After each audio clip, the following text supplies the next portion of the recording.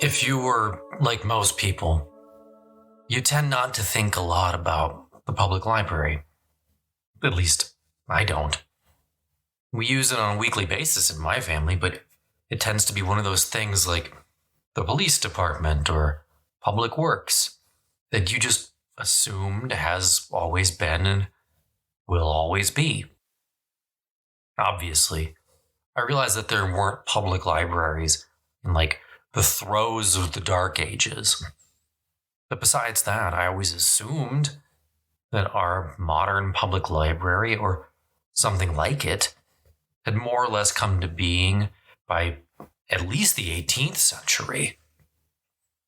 After reading the book The Library of Fragile History by Andrew Pettigrew and Arthur van der Verden, however, I realized just how wrong I was.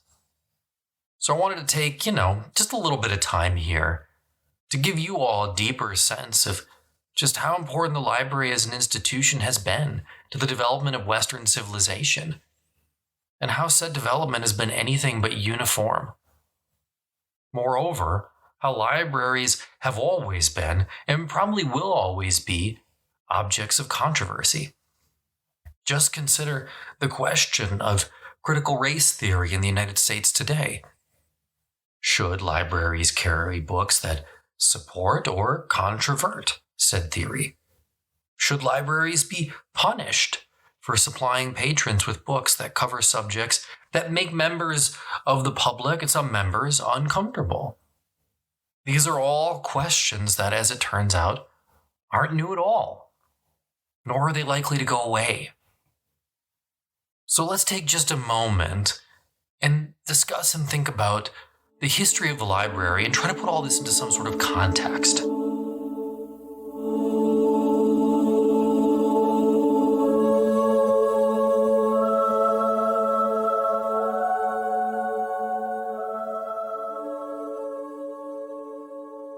Now, the Library of Alexandria gets all the glory. In fact, it was always one of those things that I was sure to build when playing Sid Meier's Civilization or Civilization 2. But of course, that wasn't the first library, quote unquote, in the Western world. Assyrian rulers gathered considerable quantities of documents about themselves on carefully inscribed clay tablets. These cuneiform libraries were generally located in royal palaces or temples, and were anything but public.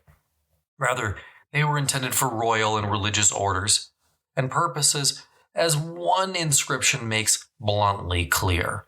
Quote, "One who is competent should show this text only to one who is also competent, but may not show it to the uninitiated."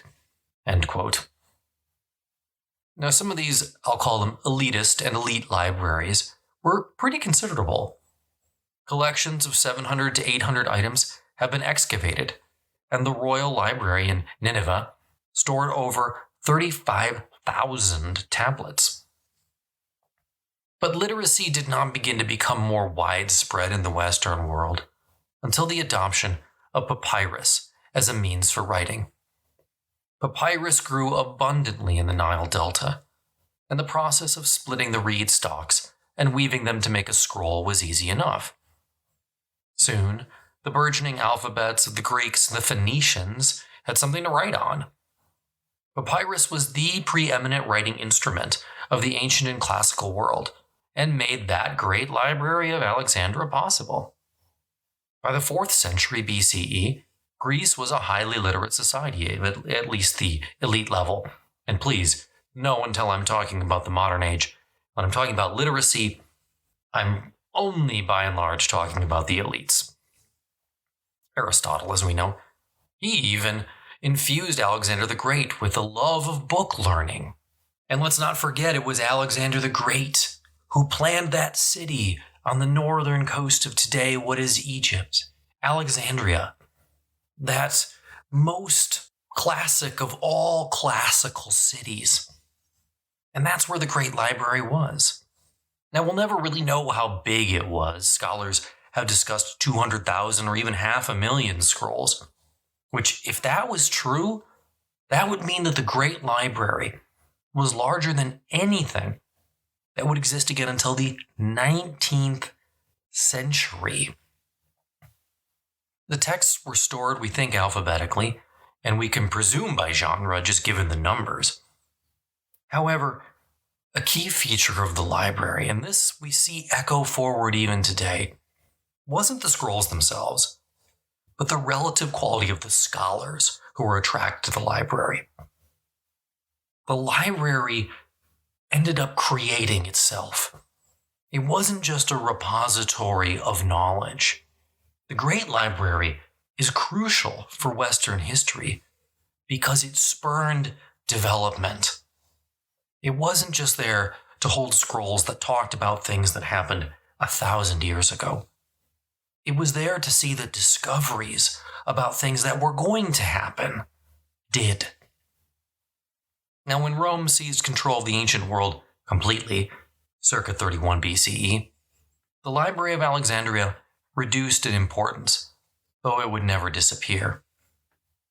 Now, unfortunately, what's interesting about Rome is that, in spite of the fact that the Romans were great contributors to architecture in just about every other way, the Romans were never great library builders. Rome boasted of nothing that we would call a public library, not even close. What libraries Rome did have were built by the emperors, beginning with Augustus. These were not, again, public libraries in any sense of the term. Yet, they were important public institutions for two reasons. One, these libraries, we can call them imperial libraries probably, were gathering venues for prominent and learned citizens. Two, and here's where I really think it becomes important. These early imperial libraries start to establish the canon, the core set of authors who would be considered must read if you were going to be an elite citizen. Emperors, like leaders today, were not slow to intervene in that second process. Disapproved texts quickly found themselves yanked out of circulation. And if we're thinking about Rome and Rome's contribution to literature and Rome's contribution to libraries, we have to pay tribute to the two unsung heroes of the Roman literary world.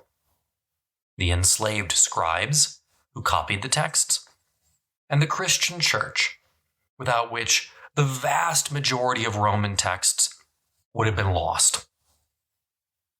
Now, after the fall of the Western Roman Empire, the church in general, and monasteries in specific, saved the library as an institution. I'm guessing most of you know that.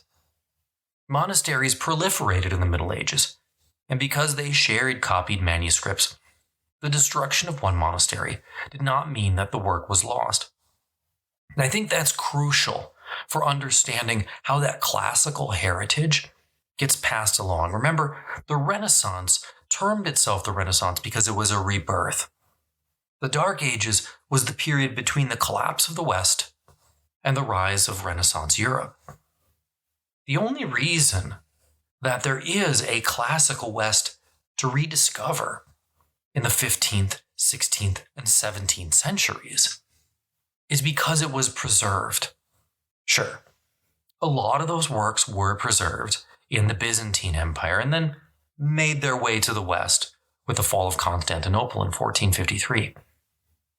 But a lot of what we think of today as classical literature, and of course here I'm talking about Ovid, and I'm talking about Plato, to a lesser extent Aristotle, because that comes over in 1453 in the 15th century. I'm talking about the epics of Homer and Virgil.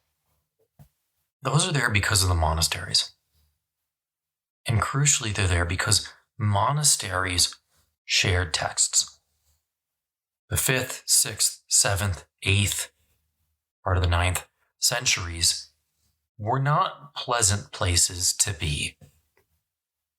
Whole towns, whole areas were put to the sword, put to the torch with regularity. And if that one copy of Virgil was only in one monastery, it very easily could have been lost forever. Because monasteries shared transcripts, however, was easy for them to be copied. So the loss of one did not mean the loss of the only. Now, that being said, I don't think there's a scholar here today who would suggest that we're not missing stuff. We've got to be. There's got to be documents from the classical past that we don't have because the barbarians got to them first. Now, of course, despite their roles as the protectors of classical inheritance, the Christian orders were far from innocent in the cycles of violence that often led to the whole-scale destruction of libraries. Incessant conflict throughout Europe during the Middle Ages diminished the number of books that survived. Early Christian saints tried to do their part, traveling far and wide with small book collections. In some of the earliest Christian monasteries, usually in the East, copying scripture was a commonplace meditative activity. Hence, the production of books multiplied the number of monasteries as they spread throughout the Mediterranean basin. The rule of Saint Benedict, the basic model for organization in monastic orders, set aside ample time for reading, and thus, monasteries had to have books. This, then, led to the debate. What to copy?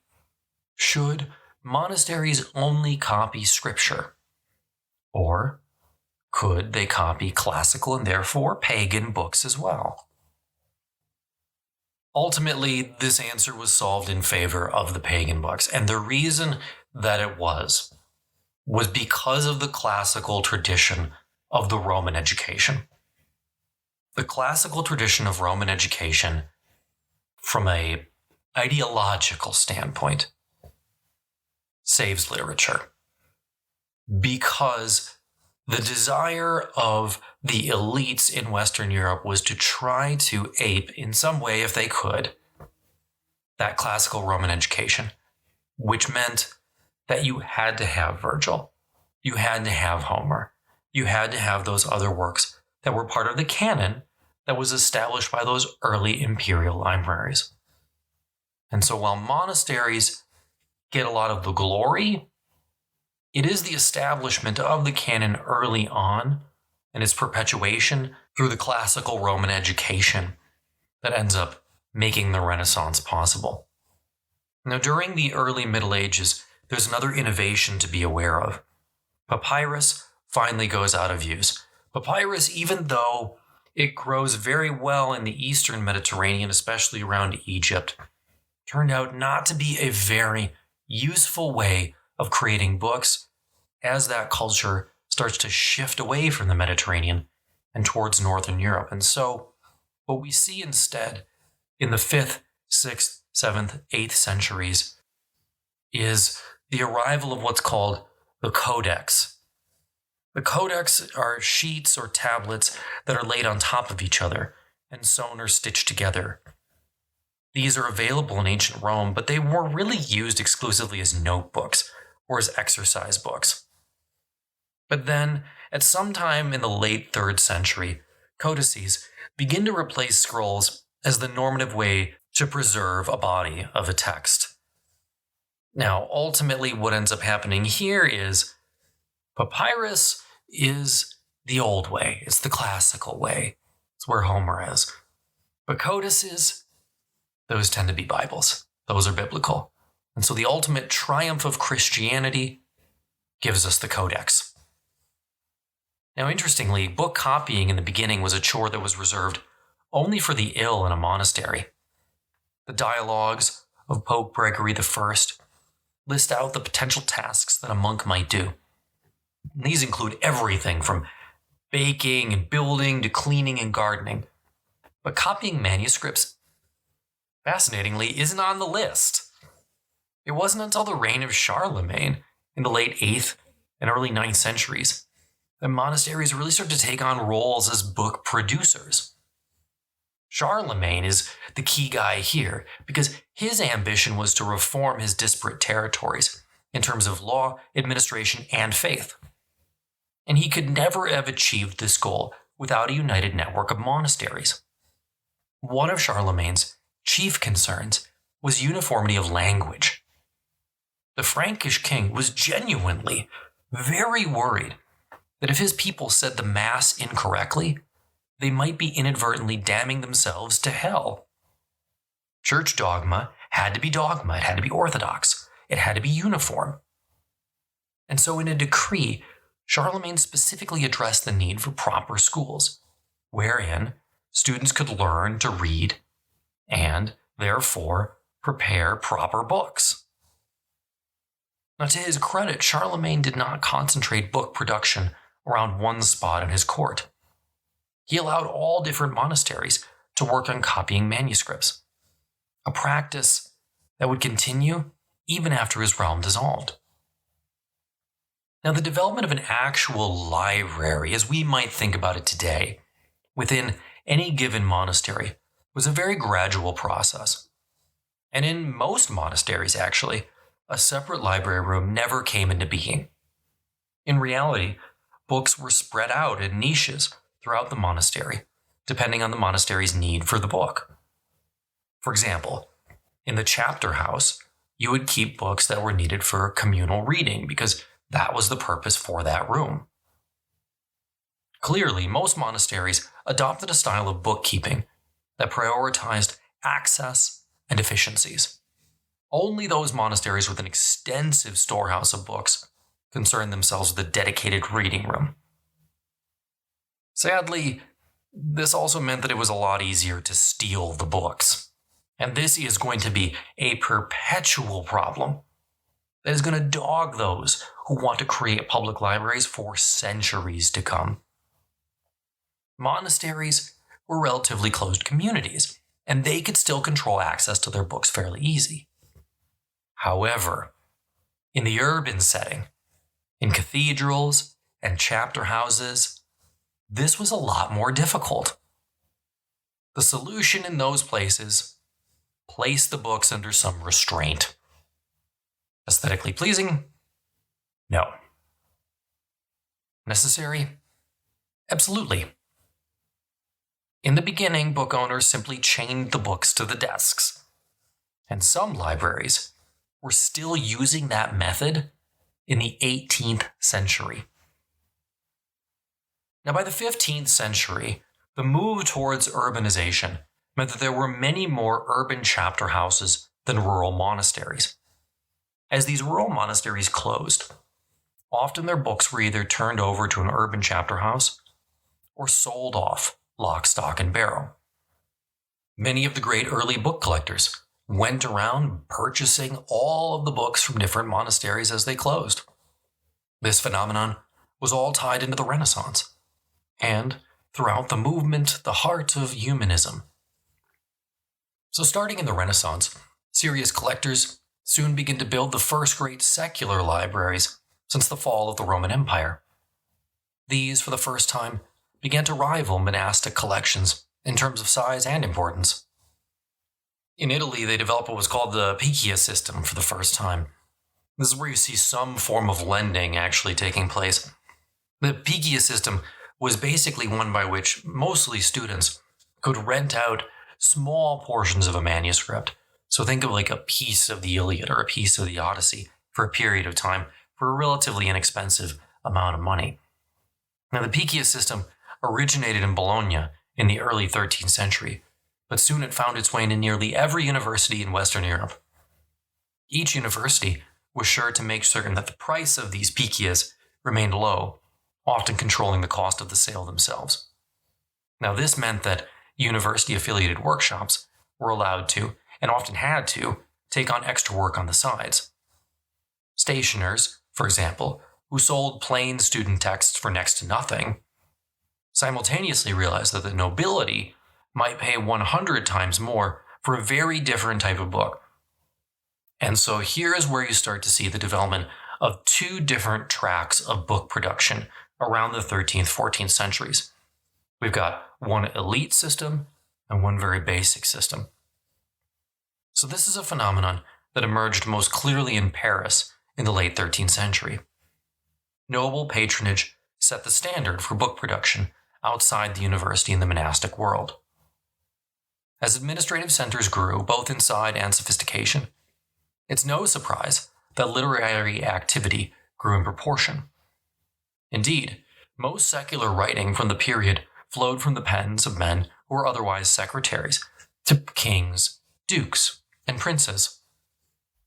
For the first time, we've entered a period in human history wherein books become markedly more common and literacy rates began rising dramatically. Spurred by the ownership of pious literature, many courts became bookish actually because of women. Ladies of the court started to patronize authors and scholars at levels never before seen in Western history, at least not insofar as patrons of that gender. Despite the abundance of patrons, Paris steadily lost its grip over the literary world in the mid to late 14th century as the 100 Years' War tore the kingdom asunder. Instead, cities like Ghent took up the mantle and became the new epicenters of luxury manuscript production. But interestingly, by and large, these manuscripts were for display. They were like pieces of art. They weren't for public use by any stretch of the imagination.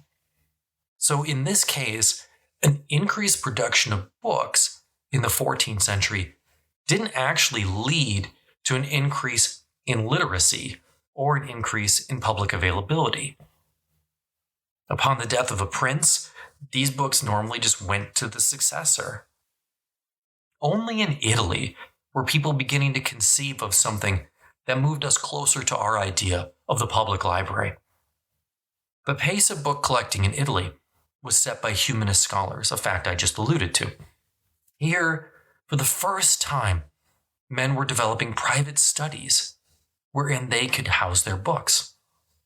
As a result of this, a new type of book dealer emerged, the cartellai. These were artisans who functioned like bookbinders, bibliographers, publishers, and literary agents, all rolled into one. And the best of them, no surprise here, could be found in Florence. These booksellers made huge money marketing to kings and princes, who endeavored to maintain strong personal libraries so that they could attract intelligent administrators and secretaries to their courts. Interestingly, as far away as Cairo and Baghdad, emirs and sultans were doing the exact same thing. Evidently, one did not need to be European or of any ethnicity to understand the value of books. If anything, these non-European centers understood that value more. One of the most important libraries of the day was centered on Timbuktu on the river Niger.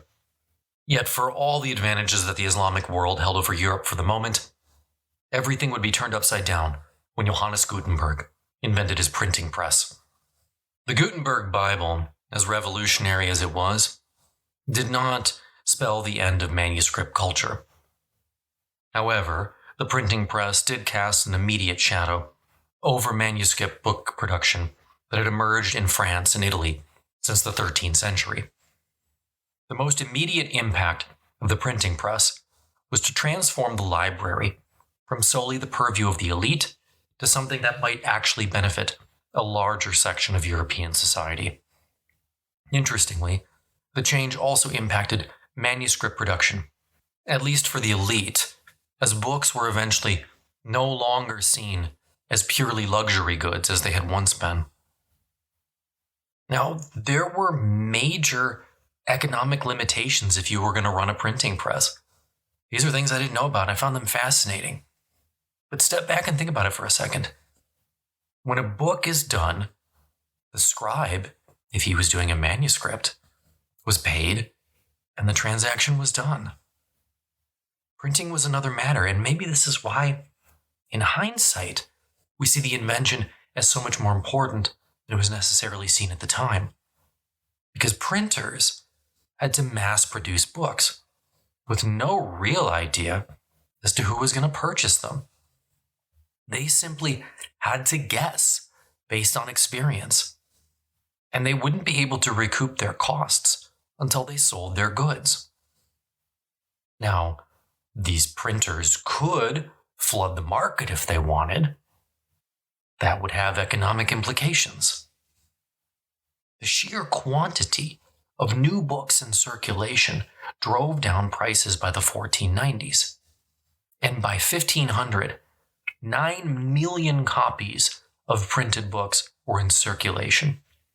A truly epic number. Prices also fell due to the transition from parchment to paper, the benefit of the Pax Mongolica, or Mongol peace, and the increased connections between China and the West. As more and more people obtained books, the great libraries of the Middle Ages lost their luster. The San Marco Library, established by Cosimo de' Medici, entered a period of severe decline. To the princes and monarchs of Europe, the library might have lost its splendor, but that does not necessarily mean that men stopped acquiring books. Books continued to come their way, especially as the result of gifts from the authors. And this also then transformed Europe further, because of course the Gutenberg Bible doesn't come out long before the Reformation hits.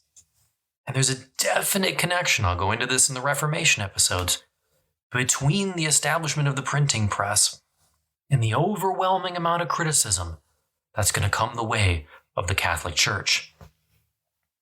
And so it was in 1520, when Pope Leo X announced the formal condemnation of Martin Luther. He also had to decree that Luther's books be burned. This begins a new period in the history of the library. Europe now began a tit-for-tat struggle over what books, i.e. the right books, should be on the shelves of the people. Throughout the back and forth of the Reformation and Counter-Reformation, we see enormous destruction of literature, as this was a war for the literal hearts and minds and souls of Europeans.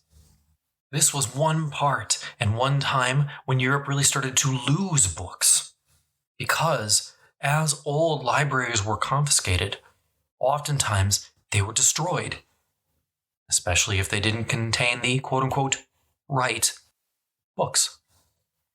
Some meticulous rulers in Protestant areas did try to make efforts to transform the confiscated libraries into new institutions. That level of conscientious concern was far from universal. In England, the dissolution of the monasteries followed a completely different trajectory than in the German Empire, for example. Here, the monastic way of life was virtually obliterated, along with the literary record so carefully crafted over the centuries. The ascension of Edward VI in 1547 accelerated the destruction of these former monastic book collections that had done so much to save civilization over the Dark Ages. And then, in 1550, the Act Against Superstitious Books, and that's definitely in air quotes, made the possession of formerly Catholic books illegal, which also destroys the market for them.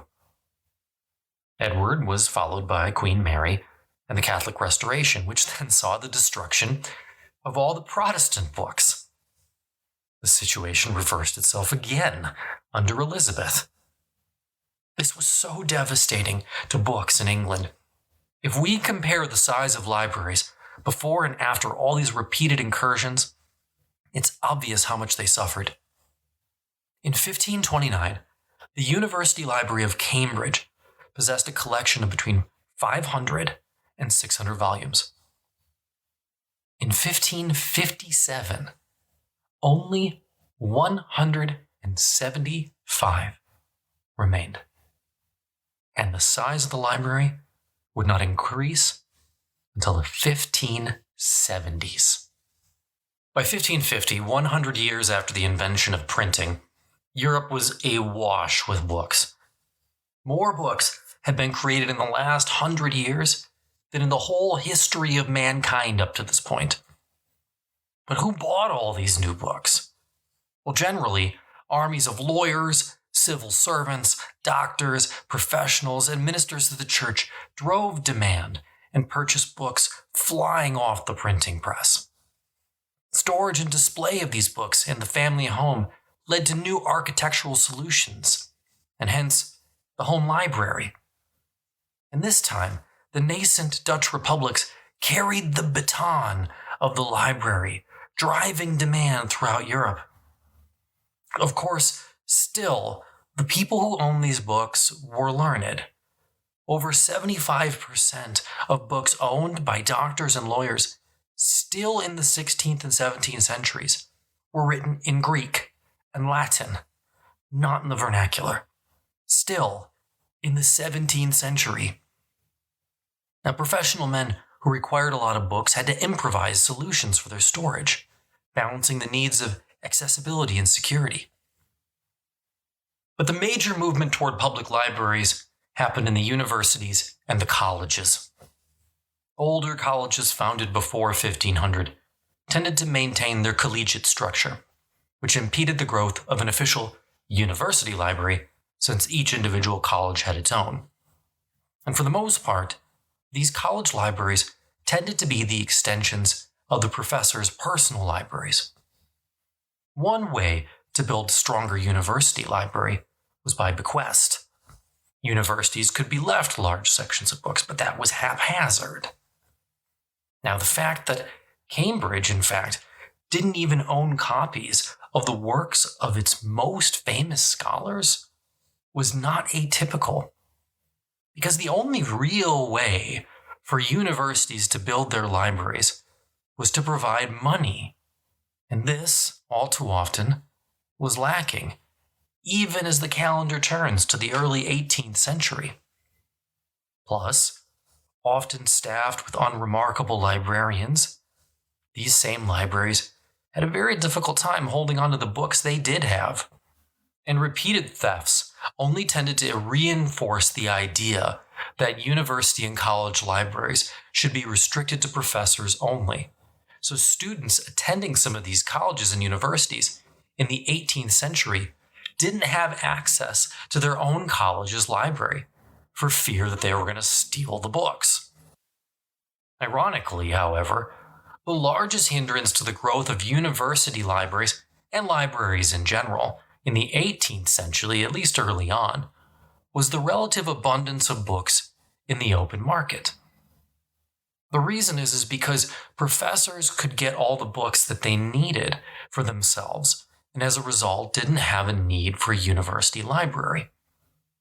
Thus, the surplus served the demand, and university libraries were deemed unnecessary, even by those working there.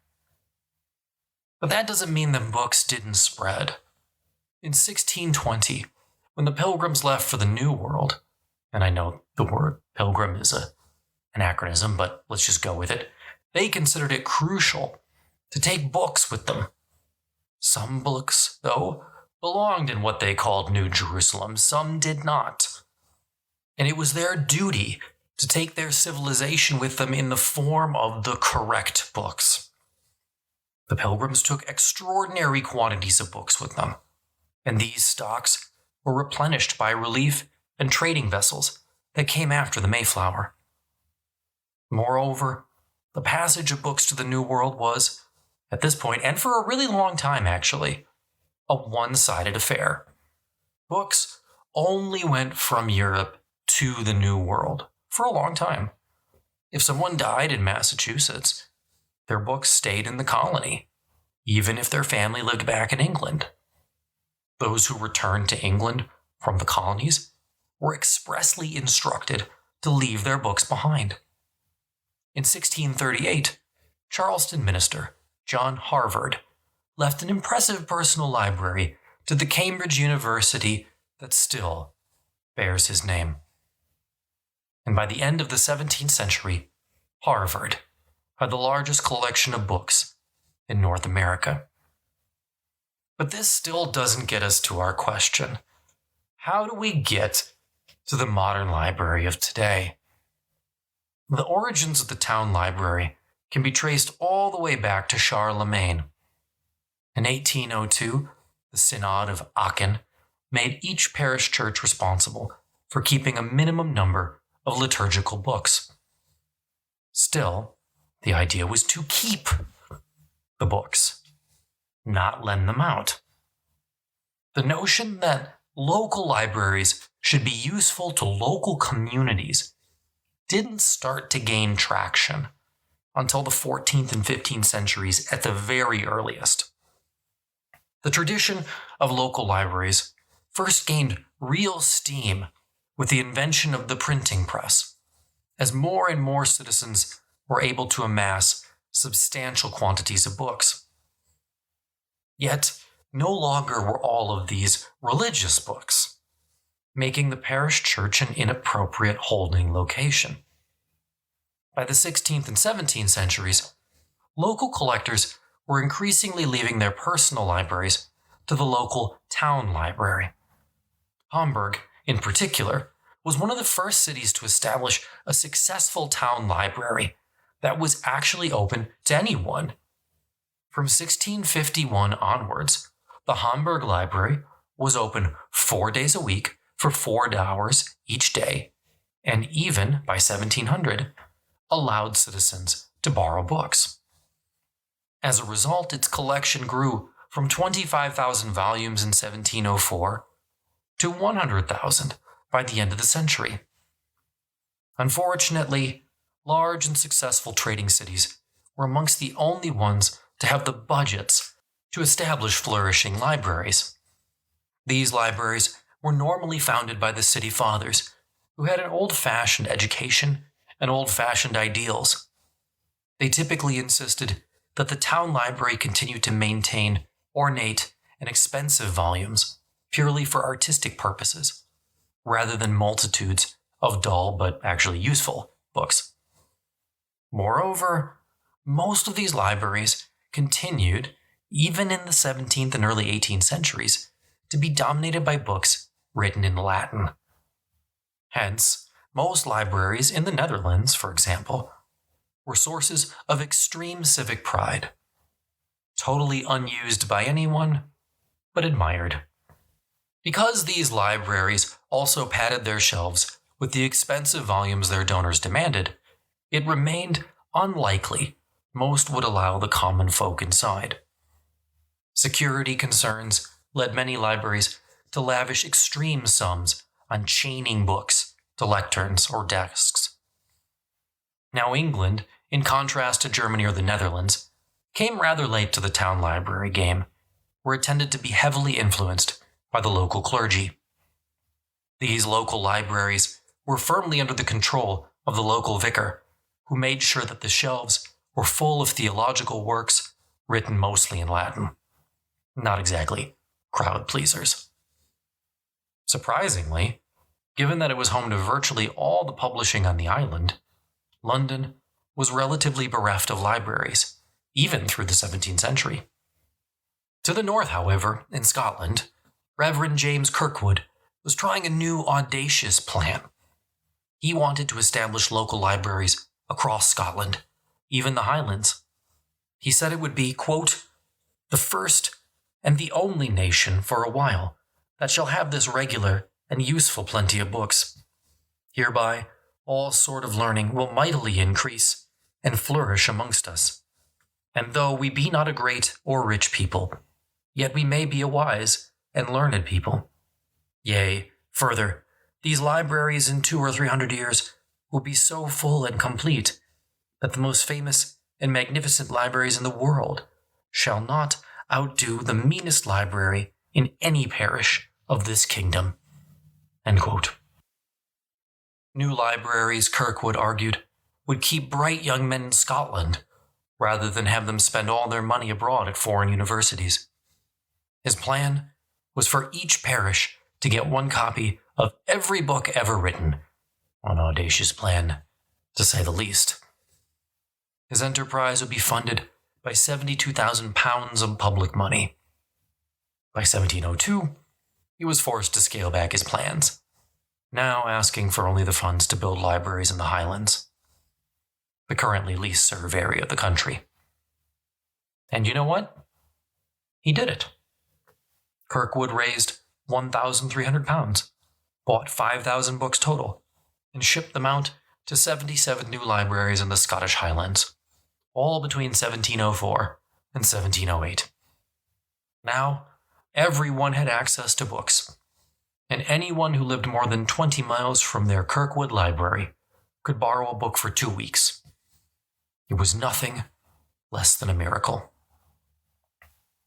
Back in France, in the early 17th century, for the first time, wealthy men, particularly a couple of key cardinals, most notable of them all, most famous of course, Richelieu, sought out professional librarians to build great libraries.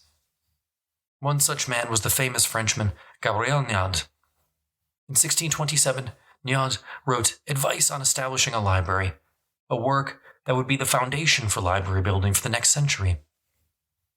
Niad encouraged collectors to acquire even, quote-unquote, heretical books, which was easier in Protestant countries than Catholic ones. But most importantly, Niad encouraged his collectors to let their stance be known, for if you let the world know that you were a book collector, then books would flow to you. Niad was a breath of fresh air, a pragmatic man who took a new and practical approach to libraries and book collecting. And he quickly found a patron in Richelieu's successor, Cardinal Jules Mazarin. Mazarin wanted Niad to find books for his new library in the Palais Cardinal. Niad would have to work quickly. The construction on said library was already underway. Then work quickly he did. By 1644, the Bibliothèque Mazarin was not only open, but open to the public every Thursday. Niad had not only managed to double the size of Mazarin's book collection, but convinced the cardinal to let the public in. Again, nothing short of a miracle. In the 18th century, the pace of book collecting only increased.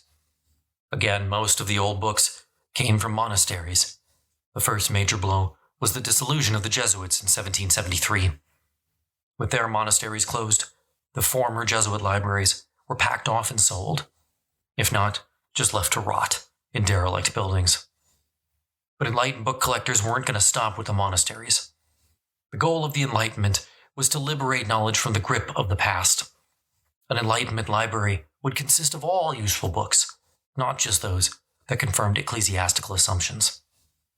An example of how this process might work was with Emperor Joseph II of Austria. He, the enlightened despot that he was, worked to ensure that his libraries were chock full of all different kinds of books, and that all different kinds of people would have access to them. Of course, one of the first things he did was take the books from the monasteries. After the spoils of Austria's monasteries had been distributed, a new movement took over, the Antiquarian Movement, a movement to acquire not only books but everything of the past and classical. The French Revolution then took over and encouraged monasteries to sell their libraries at often inflated prices. And then, when the revolution fully broke out in 1789, one of its first victims were the monasteries, saw all their property confiscated. Their libraries in France were then ordered to be handed over at once to local municipalities. With so many books handed over so quickly, this was not an orderly process, and one that quickly devolved into acts of wanton vandalism. Yet, in many cases, monastic libraries were moved entirely into brand new bibliotheques municipales. We have to question how much the public benefited from this transition. In the countryside, the destruction of Catholic property was never seen as uniformly good. Moreover, the French Revolution quickly gave way to a period of nearly non-stop war in Europe for nearly around 2 decades. Certainly, the French peasantry did not have much time for reading. Still, I suppose there remains the argument that the books were certainly closer to the hands of the public in the municipal libraries than they had been in the monasteries. The degree of improvement, however, remains debatable. In 1727, in the then British city of Philadelphia, a group of friends met to discuss subjects of mutual interest. As it turned out, many men in the group had books that others were interested in. One of these men was Benjamin Franklin. Franklin suggested that they pool their books into a single collection so that they would be freely available to all. By 1731, he was prepared to go a step further and open the society to a larger group of Philadelphia citizens.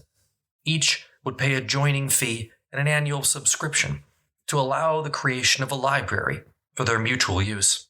Thus was born the Library Company of Philadelphia, the world's first subscription library. Unlike many such ventures, the Library Company flourishes to this day. In the next 100 years, subscription libraries proliferated in the American colonies, Britain, and continental Europe. Meanwhile, the world of books changed out of all recognition.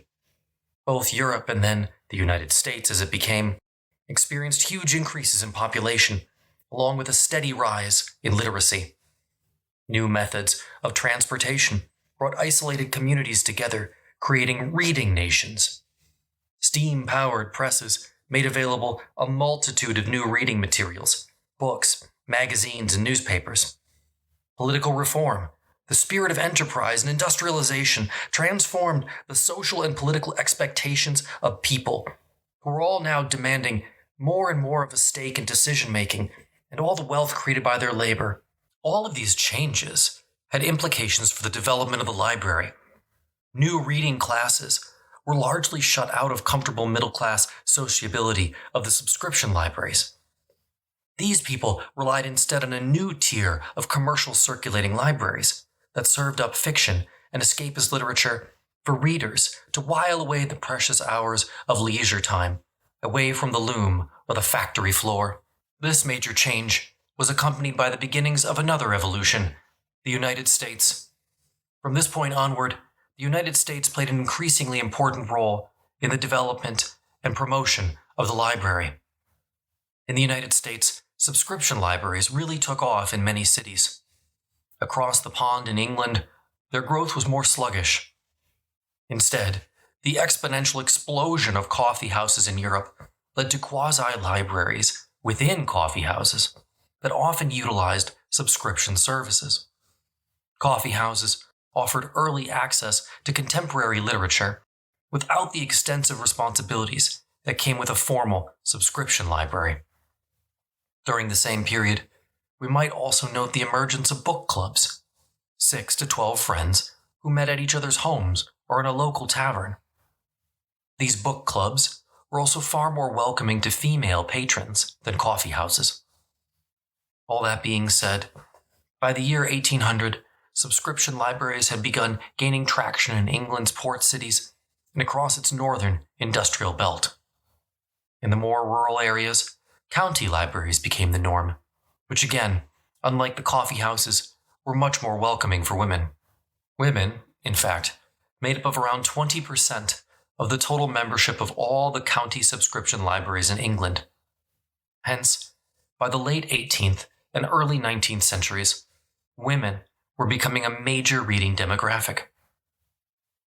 Circulating libraries early on in England did not enjoy a positive reputation, often being compared to brothels or gin shops, which, as a teacher, I find amazing. Yet they flourished, and flourished mostly because they carried what people wanted: fiction novels.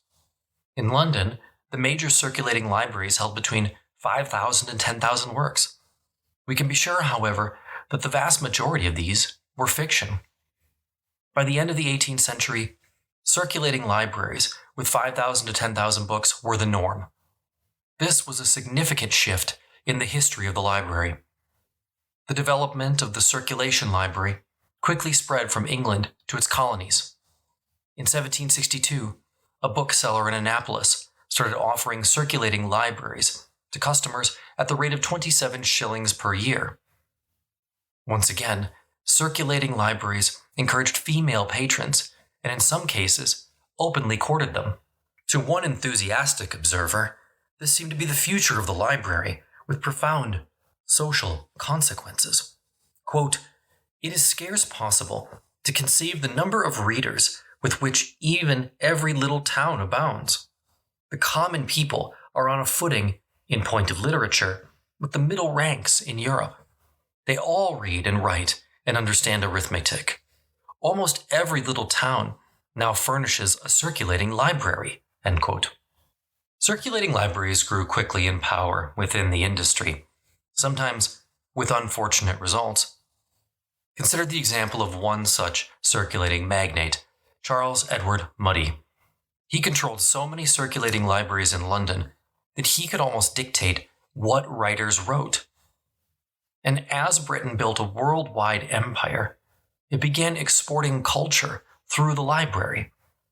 Consider the following admonition. Quote, "A well-conducted colonist is of necessity a reading man. Debarred from the more frivolous amusements of the mother country, he has no other resource but in books, or the debasing influence of the tavern, the bane and antidote of colonial life. None but they who have resided in a new colony can appreciate the value of a new book, and we are happy to bear testimony that in no colony is literature more appreciated than in New Zealand, as might be expected from the very superior class of men who have migrated to our favorite colony." End quote. The English slaving post in present-day Ghana had a substantial library for officers stationed there. In the Dutch Indies as well, the colonial government was an active sponsor of libraries, creating no fewer than 2,500 over an 8-year period after World War I. The 19th century, that great age of empire, was a critical era in the global development of the library. Attempts to export European culture overseas accelerated with the expansion of empire and the global migration of European people. The transplanting of European libraries to Canada, India, Australia would not be without difficulties, and the result rarely matched up to the library culture found in London or Paris. At the same time, the glories of empire were lauded in new national libraries, substantial collections erected to celebrate the culture and literary achievements of each European nation. And again, it was not merely the non-fiction tomes that so many felt were still, quote-unquote, the right kind of literature. The shelves of company offices in India were packed with histories, but they also contained the works of Walter Scott and Shakespeare. The value of books exported from England to India grew exponentially from 8,000 to 66,000 pounds between 1791 and 1810, and then all the way up to 313 pounds by 1860. During the 1830s, 2 massive subscription libraries opened in India, one in Mumbai in 1830 and another in Calcutta in 1836. In Cape Town, South Africa, a public library opened in 1822, funded with a duty on the wine trade. In Canada, the government actively encouraged subscription libraries. Montreal alone had 4. Likewise, until 1929, private subscription libraries were financially supported by the New Zealand authorities. But until the mid-18th century, it's interesting, but England did not have a national library. The British Museum, which would become the National Library, is known for aggressively collecting far more than just books. The museum, according to some, was designed to educate and raise up everyone, which justified the taking of priceless artifacts, such as the Rosetta Stone and the Elgin marbles.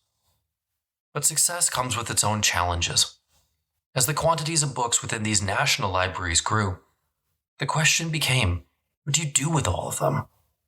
For example, the British Library grew from 125,000 volumes in 1823 to 374,000 volumes in 1848. Great construction projects, today as then, attract a lot more funding than, say, funding for reshelving books. While the British Library Reading Room could now accommodate 300 people, all 300 people in the late 19th century had to fight to use one card catalog. Private donors across England and the United States were also using their personal funds to create libraries of their choosing. One of the most famous cases of this phenomenon in the United States, and one that's near and dear to my heart as I spent a lot of time there in the early 2000s, was Henry Folger and his famous Shakespeare Library. Although extremely rich, Folger rarely gave to charity and did not act as a patron of hospitals, colleges, theaters, or other civic venues. While the executive meetings of Standard Oil, where Folger was an executive, would rarely be interrupted. If they were, it was because Henry Folger was on the hunt for another Shakespeare copy that had surfaced in an English castle. He corresponded with some 600 booksellers and spent evenings with his wife poring over catalogs and newspaper clippings, looking for a bargain or news that a famous collection might come up for auction. Folger, though a wealthy man, was in debt for most of his life, continually taking loans secured by his stocks in oil to finance his book buying. The Folgers did not own a home until 1928, 2 years before Henry's death.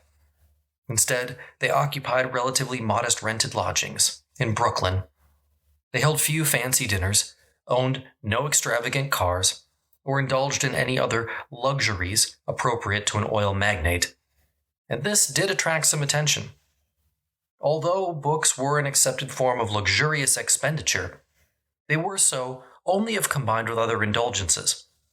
J.D. Rockefeller once asked Folger if, as he had read in the paper, Folger had really spent $100,000, close to his annual salary, on one volume of Shakespeare.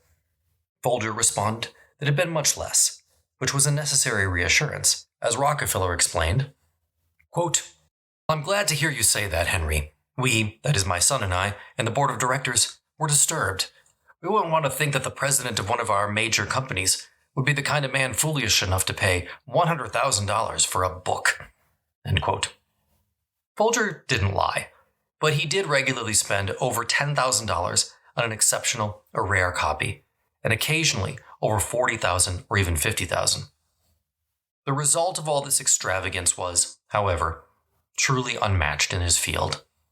Folger accumulated 1,400 different copies of the collected works of Shakespeare, including 200 from the 17th century. 82 of these were copies of the famous First Folio, some of them previously owned by kings, queens, and other individuals like Samuel Johnson and William Pitt. Ironically, the First Folio is not a very rare book. Over 200 copies are still in existence today. Still, the mere fact that Folger was able to acquire more than a third of those is truly exceptional. Yet, if there is one figure who we associated with the success of the public library today, it just has to be Andrew Carnegie. After emigrating to America as a schoolboy, Carnegie made a fortune by developing a quasi-monopoly on the supply of steel at precisely the time that the United States became the world's economic powerhouse. He made many friends through his philanthropy and a lot of enemies with his way of doing business. Labor organizations regarded him with such loathing that they lobbied local communities not to accept his donations. But it had to count for something that rather than building a princely collection for himself to be enjoyed in the company of friends from America's new business aristocracy, he carefully embarked on a considered program of grants to small and middle-sized communities to build a library for the use of all. Now, the money came with strings. Carnegie would only give if the town authorities agreed to commit, in perpetuity, to matching 10% of the value of his donation for maintenance of the building and staff wages. Nor did he provide the books. He did, however, offer a range of architectural designs, which provided for elegant but serviceable space. Carnegie brought little romance to the business of libraries, but much of the clear-minded rationality with which he had made his business fortune. When he sold out to John Pierpont Morgan in 1901 to devote himself entirely to philanthropy, he was the richest man in America. The sense of purpose was precisely what the public library movement needed at the time, and Carnegie was most active between 1880 and 1919. The public library maybe still had to find a motive, a clientele, a niche, but until the arrival of Carnegie, it was by no means certain that it had succeeded. Back across the Atlantic, in England, the town library movement first began in 1850, with William Ewart, a member of Parliament who first proposed a bill, quote, for enabling town councils to establish public libraries and museums. The bill started the process, but it would be agonizingly slow. Bristol is a good example of why. In Bristol, the town council, which had only limited funds, of course, had to choose between a myriad different public projects. Everything from a library to a municipal baths, playground, and even music festivals were on the table. And quite frankly, in many cases, the library just didn't make the cut. The same debate was going on in the United States. Everybody seemed to agree that the United States needed libraries. Often the argument was morality. Many felt that the well-stocked libraries filled with the quote-unquote right kind of books would keep Americans off the drink and out of the jailhouse. The only question was, should the United States taxpayer pay for it? Still, by the turn of the 20th century, in most cases, the public library had failed in its key mission, to build a collection for the people of their cities that they actually wanted and would use. It's really not until after World War I that the public library finally shed its identity as an instrument of social reform and became what we think of today as the public library. Now, of course, 2 world wars had a profound impact on the development of the public library as we know it today. Libraries were not only victims of the war, but active participants in the conflict. This was particularly the case in terms of technical and scientific libraries. Protecting these collections suddenly became a major war priority, as well as making sure the secrets these libraries guarded remained that, secrets. And libraries were now harder to protect than ever before. Libraries had been a target of marauding armies going back to, if you believe the story, Caesar's firing of the Great Library over 40 years before the birth of Christ. You shouldn't believe that, by the way. It almost certainly wasn't Caesar, but I wanted to use it as an example. But now, thanks to innovations, especially in terms of long-range bombing, civilians and libraries found themselves in the middle of the conflict for the first time. Poland was the first to get a taste of what was to come in World War II. On September the 1st, 1939, the Germans steamed into Poland, and the town of Wilan, undefended, by the way, was completely destroyed by German dive bombers. The National Library in Warsaw, at the same time, sustained major damages.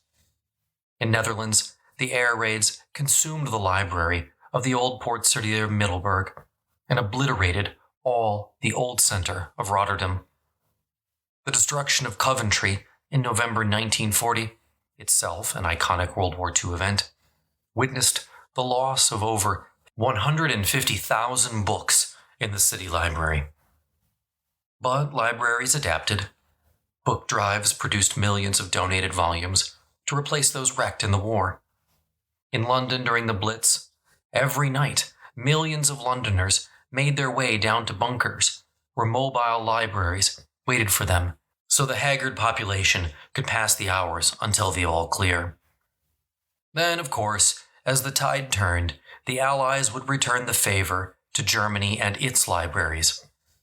As early as September 1941, an Allied attack on Kassel in southwestern Germany destroyed 87% of the stock of the Provincial Library and around 400,000 books. After the war, the Berlin State Library found itself on the Soviet side of the dividing line.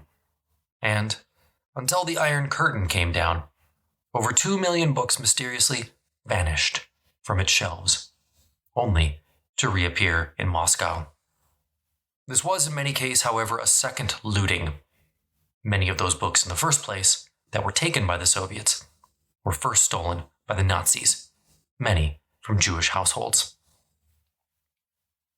The period between 1880 and 1960 could be called the Great Age of the Library. Little was valued more during the Second World War than books and libraries. It was only after the war that culture changed to such an extent that many worried libraries would vanish forever. Authorities in the West wondered whether it was worth continuing to support what many thought was a dying medium. Yet, for all the concern, even after the war, people continued to consume print, especially for news. The 20th century, especially late 20th century, however, would be different. Radio and then television would compete for humans' attention at a level that would make a major dent in mankind's interest in reading, at least for pleasure. Radio attracted its fair share of doom merchants. The radio would replace reading, they would say. Yet, if the radio did initially eat into some reading time, the two mediums quickly found a way to coexist. The same, though, could not be said about cinema. During the Depression, hundreds of talented writers who otherwise might have written the next great American novel instead flocked to Hollywood. Herman Mankiewicz, Ben Hecht, and Billy Wilder were all former journalists who flourished in Hollywood. By the 1950s and 60s, the triumph of the movie as a democratic medium for all ages and social classes was complete.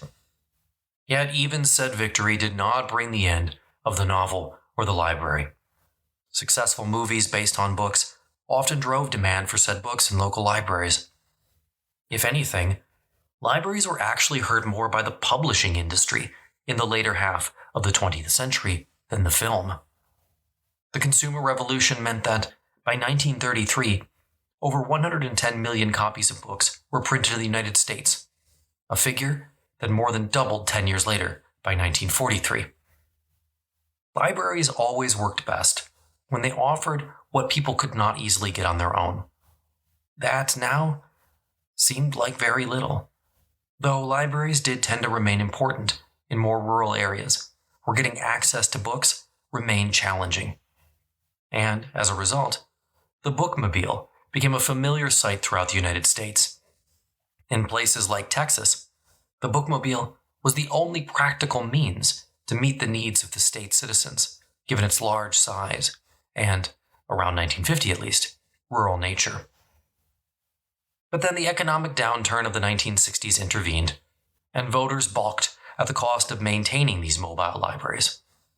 Not to mention now, for the first time, many Americans started to scrutinize the books being pressed into their children's hands. The age of the banned book had begun.